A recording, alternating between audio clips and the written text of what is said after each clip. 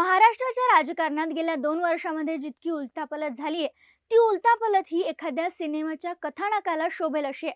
लोकसभा निवडणूक 2024च्या अनुषंगाने बोलायला झाल्यास असं दिसून येतो की निवडणूक जरी महाविकास आघाडी विरुद्ध महायुती अशी झाली असली तरी सुद्धा 4 जून नंतर महाविकास आघाडी आणि महायुती यांचं अस्तित्व राहील का, यावर देखील एक प्रश्नचिन्ह आहे. निवडणुकांच्या काळामध्ये नरेंद्र मोदी आणि ठाकरे आणि पवार या दोघांनाही एक प्रकारे भाजपसोबत येण्याचं अप्रत्यक्षरित्या आमंत्रण दिलं होतं. 4 जून नंतर शरद पवार भाजपसोबत जातील का? मतदान संपल्यानंतर शरद पवारांचा सूर का बदललेला दिसतोय? आणि विधानसभा निवडणुकांच्या आधी महाराष्ट्रात नवीन समीकरण जुळणार का?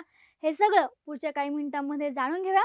पण त्यासाठी आमचा हा व्हिडिओ शेवटपर्यंत नक्की बघा. आणि जर का आमच्या times of democracy TOD Marathi या यूट्यूब चॅनलला तुम्ही अजून सबस्क्राईब केलं नसेल तर आवर्जून करा. शरद पवारांना महाराष्ट्रामध्ये तेल लावलेला पैलवान असं ओळखलं जातं, कारण शरद पवार जे डावपेच खेळतात ते कधीच कोणाला कळू शकलेलं नाहीये. 2024ला देखील लोकसभा निवडणुकामध्ये सुरुवातीला सबकुछ भाजप असं चित्र असताना शरद पवारांची या निवडणुकीच्या प्रचारात एंट्री झाली आणि सगळं चित्र हळूहळू बदलताना सगळ्या महाराष्ट्रानं बघितलं.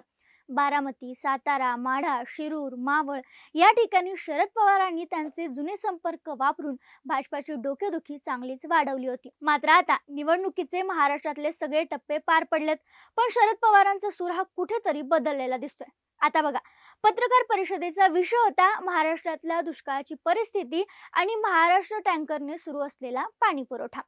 पत्रकार परिषदेत पत्रकारांनी शरद पवारांना नेहमीप्रमाणे अनेक प्रश्न विचारले, प्रश्नांची सरबत्ती केली. कुठेतरी पत्रकारांचा होरा होता की शरद पवारांकडून महायुतीवर टीका करण्यासाठी काही मजकूर मिळतोय का. पण शरद पवारांनी या ठिकाणी देवेंद्र फडणवीस, एकनाथ शिंदे आणि अजित पवार यांच्या सरकारवर टीका करण्याचं टाळलं.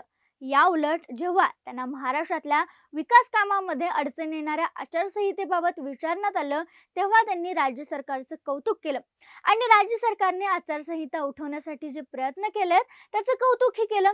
आता त्यानंतर मुद्दा आला तो म्हणजे पुण्यातल्या अपघातांचा. यावेळेलाही शरद पवारांनी या प्रकरणात गृहमंत्र्यांनी योग्य ती कारवाई केली असं सांगत चक्क देवेंद्र फडणवीस यांचं कौतुक केलं. दुसरीकडे भाजपचे नेते असलेले नितेश राणे यांनी पुण्यात झालेल्या अपघाताप्रकरणी या अपघातातल्या आरोपीच्या वकिलांचे शरद पवारांशी संबंध असल्याचा सनसनीत आरोप केला.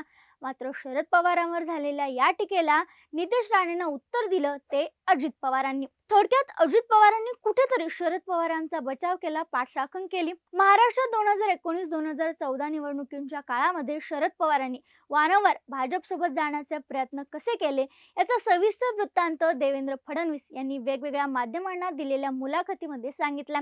शरद पवारांनी भाजपसोबत जाण्याची इच्छा होती, फक्त त्यांना शिवसेनेचा अडसर होता. मात्र जेव्हा भाजपबरोबर बोलणी शेवटच्या टप्प्यात आली तेव्हा भाजपसारख्या पक्षाबरोबर काम करण्याऐवजी त्यांनी उद्धव ठाकरे सारख्या आणि काँग्रेस सारखा पक्ष निवडला, जिथे शरद पवारांच्या मनातल्या योजना प्रत्यक्षात आणणं सोपं ठरणार होतं. शरद पवारांनी अनेकदा जाहीर सभेत कितीतरी वेळा सांगितलं की नरेंद्र मोदी यांच्यासोबत जाणार नाही, भाजपसोबत जाणार नाही. मात्र शरद पवार जे बोलतात त्याच्या नेमकं विरुद्ध करतात असा मेसेज जनतेमध्ये अनेकदा गेलेला. एकीकडे भाजपकडून उद्धव ठाकरे आणि शरद पवार दोघांना दुमंगण्याचे प्रयत्न सुरू आहेत. दुसरीकडे शरद पवारांकडून भाजप विरोधी तलवार मॅन करण्यात आली आहे. अशी अवस्था असताना 4 जूनच्या निकालाकडे सगळ्यांचंच लक्ष लागलं. 4 जूनच्या निकालात जर भाजपला राक्षसी बहुमत मिळालं तर शरद पवारांना, उद्धव ठाकरे यांना भाजपचे दरवाजे कायमचे बंद होऊ शकतात. मात्र 2019ला झालं होतं तसं बहुमताच्या जवळपास जाऊन जर भाजपचं वारू अडकलं तर त्याला शरद पवार, उद्धव ठाकरे यांच्या टेकूचा आधार नक्कीच लागेल. आणि त्यामुळेच आत्तापासूनच अमित शहांनी चाचपणी करणं सुरू केले. या सगळ्या उत्कंठावर घडामोडी 4 जून नंतर स्पष्ट होतील. तेव्हा या सगळ्या घडामोडींचा राजकीय अर्थ जाणून घेण्यासाठी आमच्या YouTube चॅनलला नक्की सबस्क्राईब करा.